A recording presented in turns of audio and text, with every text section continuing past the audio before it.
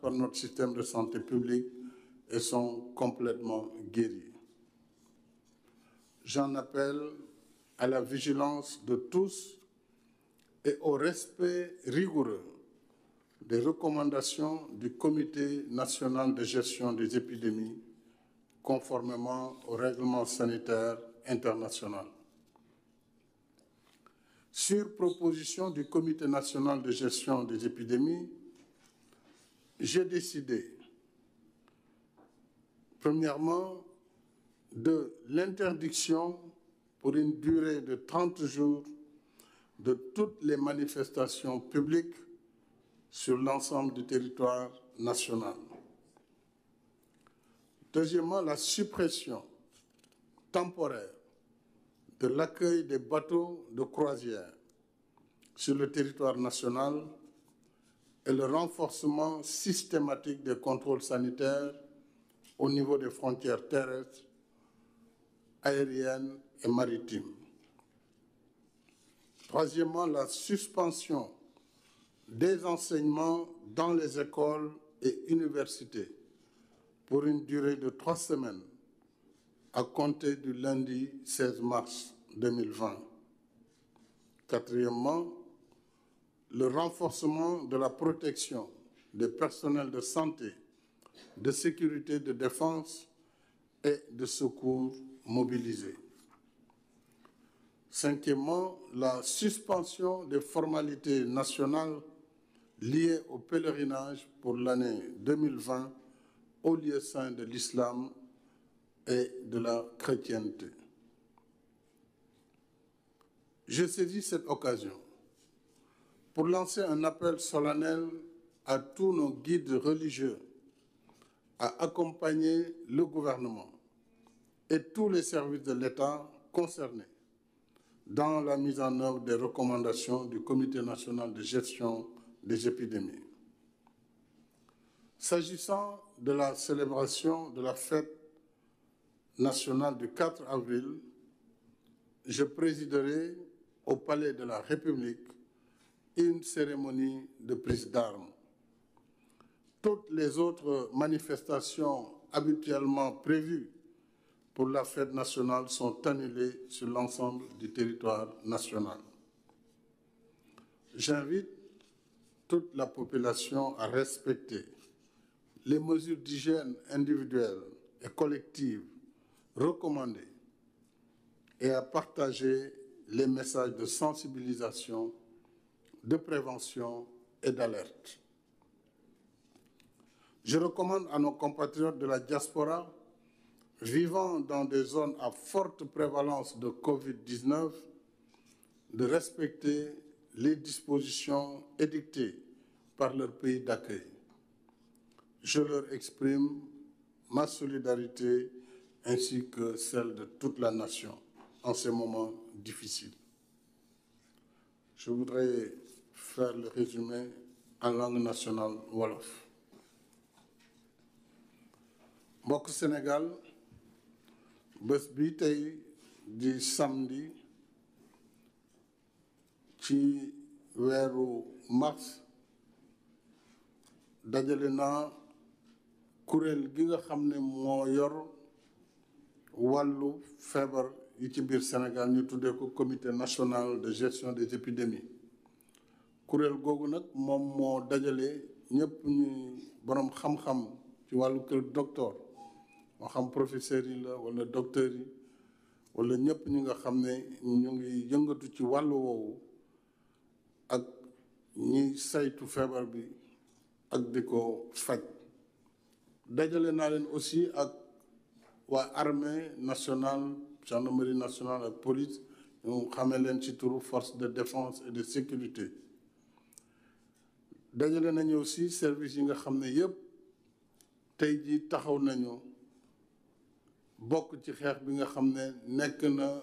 xeex bu àdduna bi yëpp di def contre jàngoro joo xam ne ñu ngi ko tuddee Covid-19 te tey wër na àdduna yëpp ñoom nag ñi nga xam ne ñoo nekk kër docteur ak ñi yor comité national boobu dama tàmbali di leen sant bu baax ci liggéey bi ñu jot a tàmbali ba fii ndax ba mbir mi amee ba léegi taxaw nañu temm guddi ak bëccëg ñu ngi dem di jël prélèvement yi ñu ngi faj maladie ñu ngi isolé ñi nga xam ne itam dañ leen wàll wala boog toogoon nañu ak maladie. ma bëggoon tam dalal xelu waa réew mi si ni état bi muy nguur gi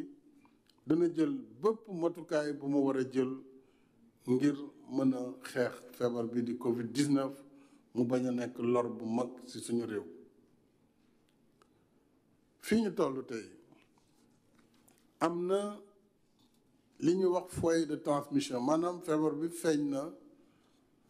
ginnaaw bu mu amee ci Ndakaaru mu doon ay cas yoo xam ne dañ ko importé yàlla def ci cas yooyu ñaar faj nañ leen ba ñu wér am nañu yaakaar ci ñeneen ñi waaye amaat na ci Touba benn cas boo xam ne moom it ba mu jóge Italie ñëw yàlla def na dafa wàllu waa këram ak li jege ñi ko jege woon ba ñooñu tey jël nañu benn centre de santé bu nekk Touba ñooñu foofu lañ leen di toppatoo lépp li war ci seen wér-gu-yaram docteurs yi déplacé wu nañ pour dem dinañu aussi déployer hôpital militaire mu ñëwaat Touba ngir continuer di jàppale waa Touba ci wàllu santé publique ndax loolu tam dafa war a wéy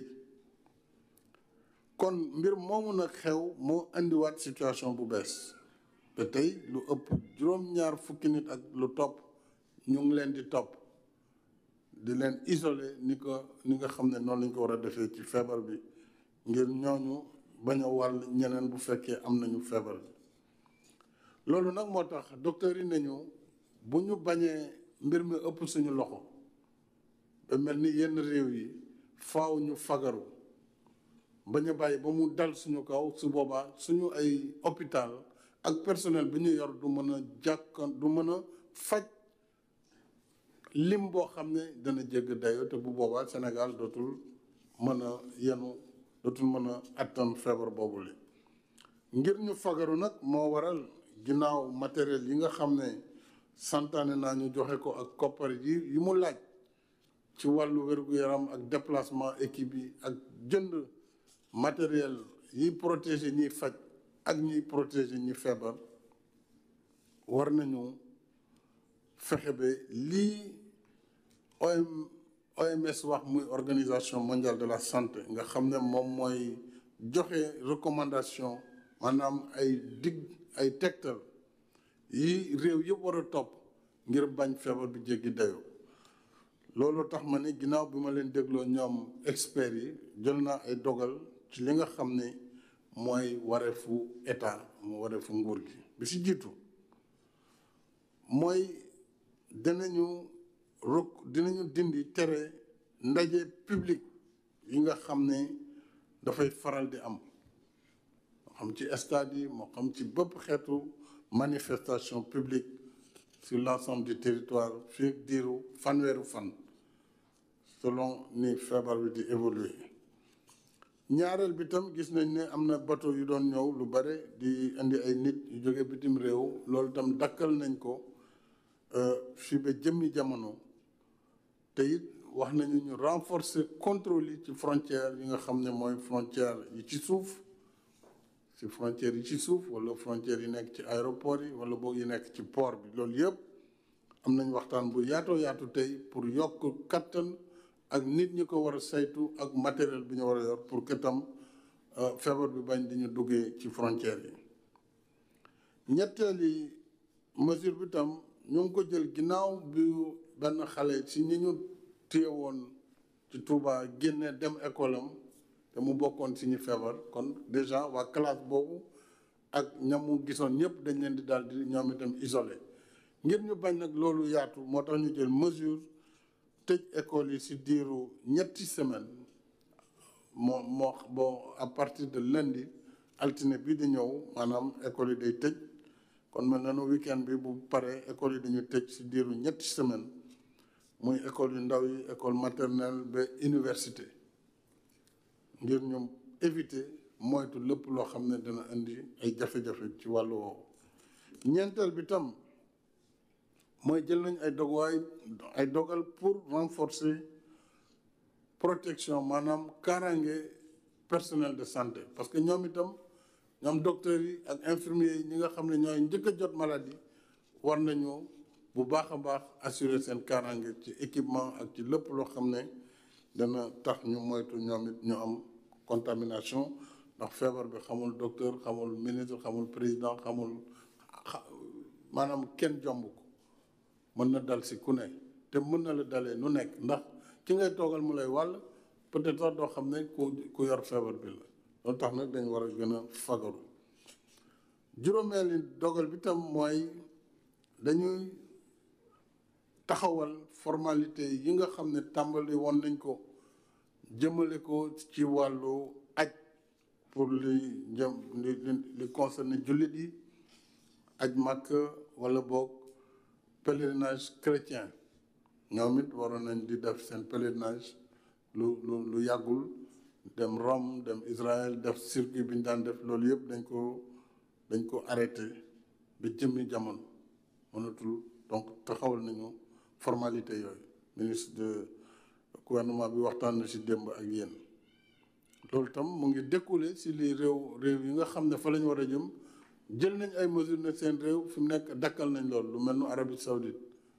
muy umra bi muy visite yi muy aj bi ñoom jël nañ dogal boobu ne ren ji suspendre nañu bépp activité bu jëm ci aj bi ba ñoom it ñu gën a xam fu feebar bi jëm lii nag moo tax may wëlbatekuwaat nag ci kilifa diine yi di leen lancer appel mooy di leen ñaan ñoom seen bopp ñu taxaw ci mbir mi waxtaan ak seeni jaboot waxtaan ak seeni taalibe ngir lii ñu wax te wér-gu-yaramu askan bi tax ñu mën ko doxal ngir aar askanu Sénégal loolu jàpp naa ne kenn ku nekk ci ñoom war na ko taxaw ci bu baax a baax ngir lii ñu wax mën a am maa ngi rafetlu it nag li nga xam ne kilifa jàngu bi def nañ ko ba pare parce que ñoom déjà def nañ appel bi jël nañ décision pour aj li nga xam ne moo aju ci seeni manifestation religieuse li jëm nag ci nguur gi ba tey ñu ngi dëgmal suñu 60e anniversaire muy 4 avril 2020 nga xam ne dañu pare woon défilé bu mag a mag ndax ren la réew mi di am juróom-benn fukki at waaye préparatif yooyu yëpp nag mujj nañ ko teg ci suuf ndax bu réew bu ci feebar nekkee surtout feebar bu mel ni bii di Covid-19 nekk feebar bu mën a wàlle lool mën a yàq lu bare bare mënatuñu nekk di def ay fête moo tax fête 4 avril bi dañ ko arrêté moom it dakkal ko ba nga xam ne benn manifestation mooy am ci palais bi lay nekk le 4 avril ak ñi nga xam ne ñoo ko seq ak njiitu réew mi ñu def ko nag ci turu Sénégal yëpp ba tax na même région yi su boobaa du aaju ñuy def levée de maanaam ñuy def prise d'armes donc benn prise d'armes mooy am au palais de la République pour mandargaal feetu 4 avril 2020 loolu mooy li nga xam ne moom méngoo ak tey li ñuy dund fii ci Sénégal kon maa ngi woo population bi yëpp góor ak jigéen mag ak ndaw ñu respecté itam li nga xam ne moom la waa kër docteur di wax ci wàllu cetum loxo ci wàllu lépp li ñu leen di santaane ci nuyu wante beeg raxas loxo yi surtout ci ndaw ñi ak lépp loo xam ne ay mesures la yu ñu wax te ñu ngi koy génnee ci télévision yi bés bu ne di ko wax ci rajo yi loolu buñ ko defee am nañu yaakaar ne suñu borom mën nañu jàppale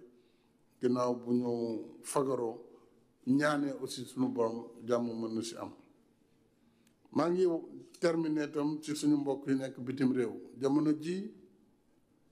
ñoom jaaxle nañu lool ndax am na ci réew yoo xam ne tey Sénégal bëri na fa ay doom réew mu mel nu Italie réew mu mel nu France réew mu mel nu Espagne bëri nañu fa te nit ñi jaaxle nañu waaye li ñu leen di wax rek mooy fii ñu toll nañu ku ne fa nga ne na nga respecté tam li kër docteur yi wax ak nguur ga nga nekk réew ma nga ne la mu dogal buñ ne bu kenn génn bu ñu ne nañu respecté ay recommandation nañu ko def nañ leen ko digalee te xam ni xëy na buñ ko defee yàlla mën na def sutura. En tout cas maa ngi leen di waxaat suñu solidarité maa ngi ñaan aussi ñi nga xam ne bàyyi nañ avion yi di jël yoonu suuf loolu moo gën a garaaw parce que dugg boo xam ne kenn du la contrôler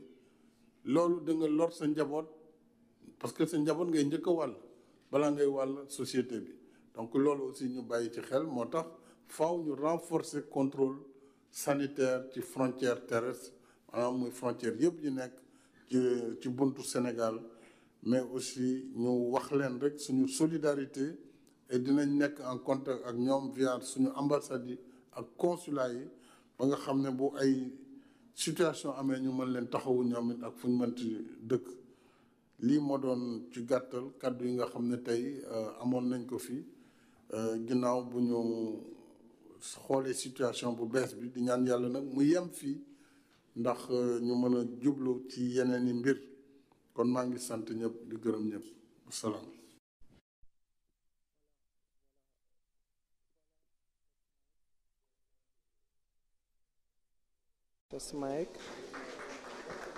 voilà mbokki internet yi bàyyi xel Senego TV di leen jaajëfal bu baax tey nag ñu ngi woon fii en direct fii ci palais présidentiel du palais président de la République gis neen tey daje bi nga xam ne moom la njiitu réew mi woote woon ak jëwriñ yëpp teew nañ fi ministre yëpp secrétaire général teew na fi ak képp koo xam ne bokk nga ci gouvernement bi di ministre de la santé wala ci yenn ci ministère yi nga xam ne ñoo ngànk réew mi yëpp. gis nañ déclaration bu am solo bi nga xam ne moom la son excellence président Macky Sall def wax ne mbir mi feebar bi fi mu toll jamono ji ci àdduna wërngal këpp nekk na loo xam ne jaaxal na àdduna yëpp ba tax na tey ji mu def